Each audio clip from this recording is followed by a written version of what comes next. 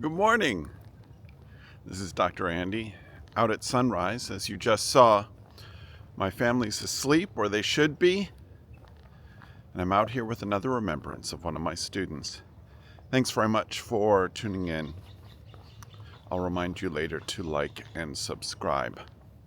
So in 1991, I taught a woman who would go down in UC Davis history and in the history of California for being a wrestler. In fact, she was the first woman to wrestle for the men's wrestling team. As you can imagine, all we had was a men's wrestling team in 1991. And we don't even have a men's wrestling team now at UC Davis.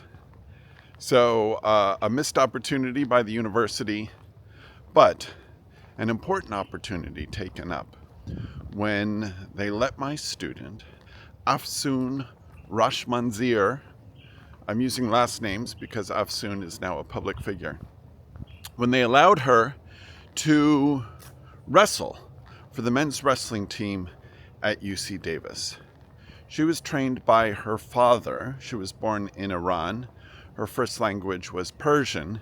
She was trained by her father, who was a restaurateur who I knew in the 90s and the aughts. He had a Persian restaurant in town, not surprisingly. And Afsoon was a wonderful and focused student who had already overcome a great number of obstacles at the age of 18 or 19 than most of my students would overcome in their lives. Not only because she was a wrestler, but because she had to break that gender barrier, as it were. She had to wrestle against the boys, against the young men, and she went on to become the first woman to win a medal in wrestling and the first woman to be inducted into the California Wrestling Hall of Fame.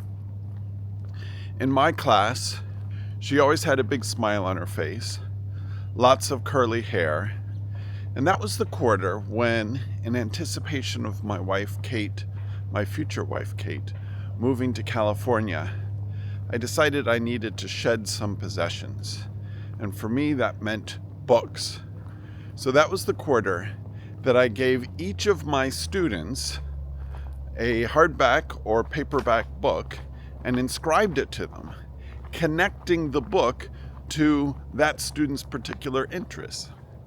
I gave Afsoon a copy of Cider Rules, the great novel by John Irving, who himself was a college wrestler and who wrote about wrestling.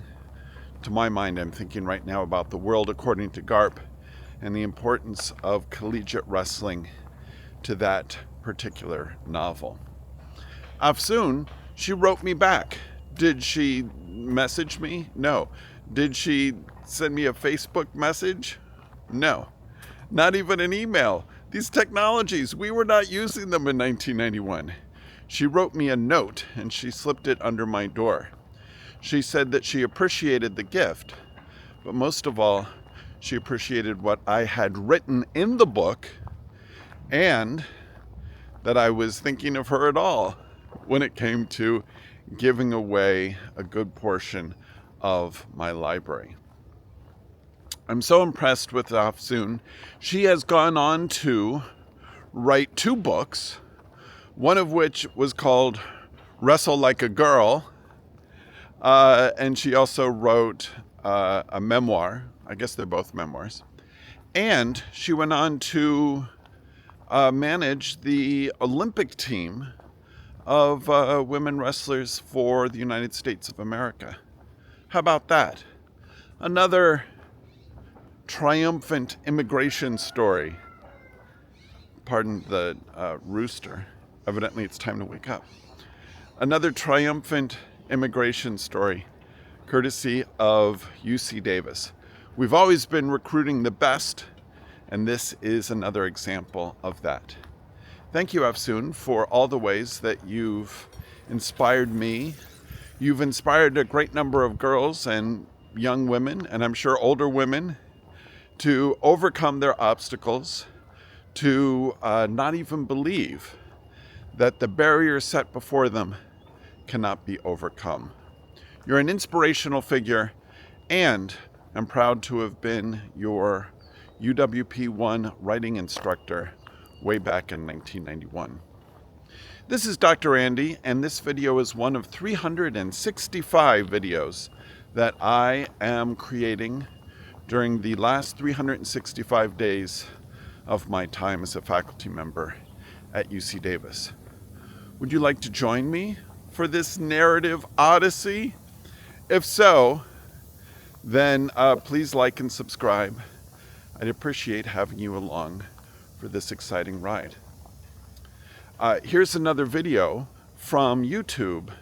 The algorithm has decided what you would like to watch next. Make sure to comply. Thank you. Bye-bye.